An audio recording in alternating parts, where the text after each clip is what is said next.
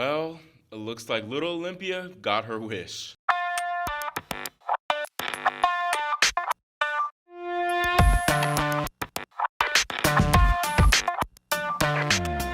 23-time major champion Serena Williams has some exciting news. She's pregnant with baby number 2. Williams, who was in New York on Monday for the Met Gala, announced the news on Instagram before stepping out on the red carpet with the caption, "Was so excited when Anna Wintour invited the three of us to the Met Gala." Serena's husband also took to social media to share the excitement, tweeting, "Mama and Papa love this parenting thing, so we're back at it, and Olympia's going to be the best big sister. She's been asking and praying for this for a minute." As Alexis said, their daughter Olympia has been talking about wanting to be a big sister for a while now, and that's really a major reason why Serena decided to retire in September of last year after the US Open, pretty much to just extend her family. In that Vogue article from August last year where she initially announced her evolution from the sport, Serena talked about her and her husband Alexis trying for baby number 2. She said, "In the last year, Alexis and I have been trying to have another child, and we recently got some information from my doctor that put my mind at ease and made me feel that whenever we're ready, we can add to our family. I definitely don't want to be pregnant again as an athlete. I need to be 2 feet into tennis or 2 feet out." So yes, now that she's officially pregnant, this has basically solidified the fact that Serena will not be returning to tennis. This is it. She has officially evolved from the beloved sport of tennis. And I think it's a good thing, to be honest. First of all, I feel like she's kind of been teasing the fans for a long time because she kind of left it open-ended, her retirement. She initially was like, "Yeah, I'm ready to go." And then she was like, "Well, I don't know. Tom Brady did it, so why not me? I can do it as well." So she kind of left us on a bit of a cliffhanger, sort of, even though I was 80% sure that she was pretty much done. I even got excited about her potentially coming back because recently she posted pictures of herself out on a practice court like a week or two ago. But honestly, knowing how strategic Serena is, that was probably a ploy to hide the fact that she's pregnant. So I know her. I know her like the back of my hand. Actually, even before the rumors started circulating, I was thinking, I wouldn't be surprised if Serena announced her pregnancy here at the Met Gala, and that's exactly what she did. I even tweeted back in October, I was like, because she was on a boat or on a yacht or something, and she was acting a little, she was lit, she was definitely crunk, and I was making a joke like, Serena looks like she's in the mood for baby number 2, baby Olympus, and here she is,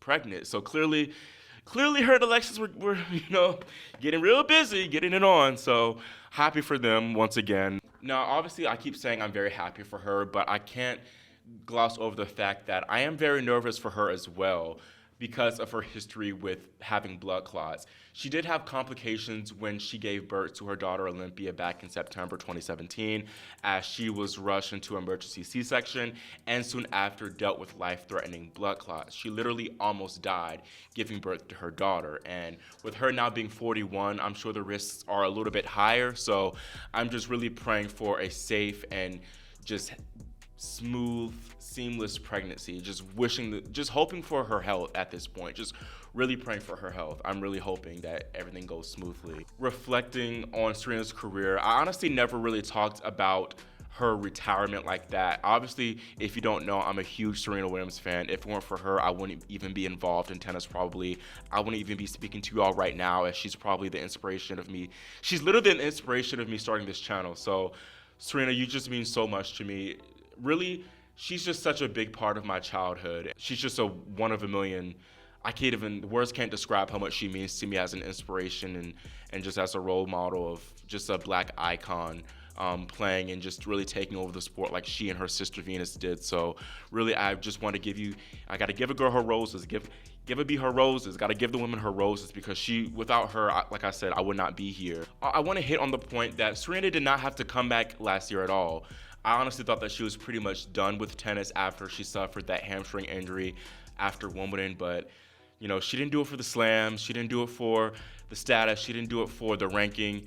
She did it for her fans and for her family and for herself, and I appreciate that. And I appreciate that she gave us one final hurrah, and we were able to really celebrate her and her legacy the way that we did at last year's US Open. So really thank you, Serena, for everything that you've done. And I know even though she was never really able to get that 24th slam, first of all, she is the record. I just want to mention that. Forget Margaret Court, forget her. But even though she wanted that 24th and 25th slam, and even though she didn't technically get it, I'm going to say in my mind, in her mind probably, Olympia is her 24th slam. And now baby Olympus is her 25th. So congratulations, Serena. You got the record, baby girl. Now, moving a bit away from the whole pregnancy talk, I know some people had some things to say about Serena's Met Gala look. Some even said that she looked like an African auntie, which I'm not going to dispute. I actually like the whole Gucci ensemble without the jacket. I think it went well with the theme. It was edgy, much edgier than Roger Federer's boring fit. No offense to you, Raj. The hair could have been better. It actually reminded me a lot of the bob she wore during the 2010 clay season. So at least she gave us some nostalgia on Monday night. Now, speaking of the clay season, we're well underway at the 2023 Madrid Masters as most of our semifinals are finalized. The first semi is between Aryna Sabalenka and Maria Sakkari.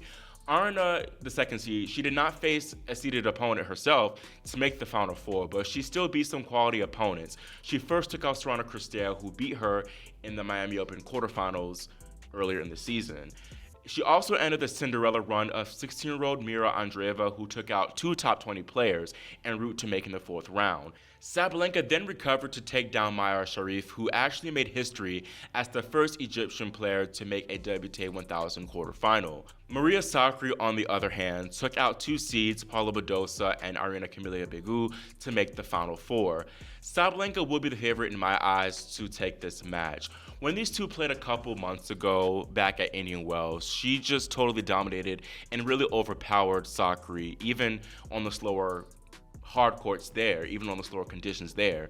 This will be their first match on clay though, and while Aryna is good on really any surface, I think the clay gives Sakkari a much better shot at getting the W here.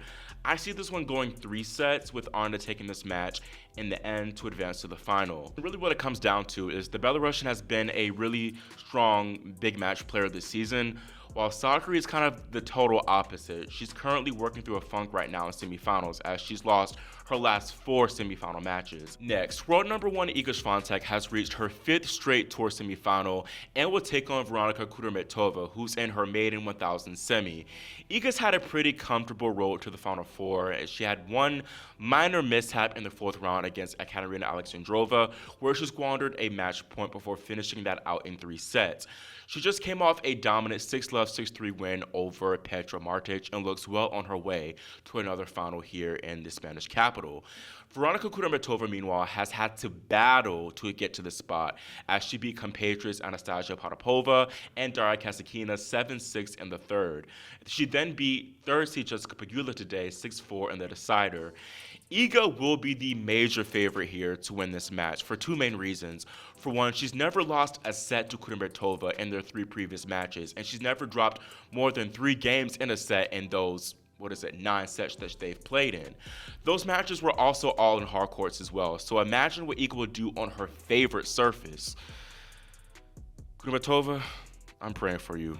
Veronika will also likely feel more fatigued coming into this match with all the tennis she's played this week, and it doesn't help that she doesn't have an extra day of rest as well. Here, I'm going with Swiatek to win in straight sets. We do have one men's semifinal set, which is between Carlos Alcaraz and Borna Coric. The defending champion Alcaraz has looked in strong form this tournament, beating the likes of Grigor Dimitrov, Alexander Zverev, and Karen Khachanov all in straight sets. Coric, meanwhile, took out a couple of strong players in Hubie Hurkacz and Alejandro Davidovich Fokina before taking care of qualifier Daniel Altmaier in the quarters. This would be Carlitos and Borna's first ever meeting on tour, and while that might work to Borna's favor, I feel like the defending champion will be a big favorite to make the finals once again. Borna's a very solid player overall, and his backhand is phenomenal, but I don't know if it's a big enough weapon to make Alcaraz uncomfortable consistently. Regardless of what happens, I'm sure the Croatian would be happy to even make it this far, as prior to this tournament, he was struggling as he held a dismal 5-8 win-loss record before this week. Now, the bottom section was honestly, it's just a mess. And Stefanos Tsitsipas is going to be the huge favorite to make the final. Just imagine if Dominic Thiem finished the job in their second round match. Just imagine. Just imagine. German lucky loser Jan-Lennard Struff is into the last 8 and will take on the Greek men there. Chinese man Shizhen Zhang has been an A-grade, this sounds so bad, but an A-grade scammer this tournament as he won 3 consecutive matches, 7-6 in the third, as he took out Denis Shapovalov, Cam Norrie, and most recently Taylor Fritz. Zhang actually saved 3 match points against Fritz before picking up his first career top 10 win. Zhang also made history by becoming the first Chinese player to make an ATP 1000 quarterfinal. Up next, Zhang plays qualifier Aslan Karatsev, who beat fellow Russian Daniil Medvedev in straight sets. It's really good to see Aslan back in the winner's circle because he was in the trenches for a long time. He struggled so bad last year. I actually included him in my top 10 ATP players who fell off in 2022 video. So it's good to see him have a career resurgence here in Madrid. Zhang actually said that he and Aslan played a practice set, I think, recently, and Aslan destroyed him, winning 6-0. So I have a feeling that he'll definitely do a little bit better here in this match. Now, if Zhang actually happens to win this match, he'll make history as the first Chinese male player to crack the top 50 on the ATP. That's all I have for today's video, and let me know in the comments what you think about Serena's pregnancy news and all the results that have been going on in Madrid. I'm also curious on how y'all feel about this longer format in Madrid with the 32 seeds getting first round byes. I know it probably benefits the lower ranked players as they have a chance to really work their way into the tournament more, which is actually why I believe we see a lot of upsets and players going deeper than we might have expected. Personally, as a spectator, I don't like it as much because the tournament just seems very long and drawn out, and I often find myself being like, when is it going to end?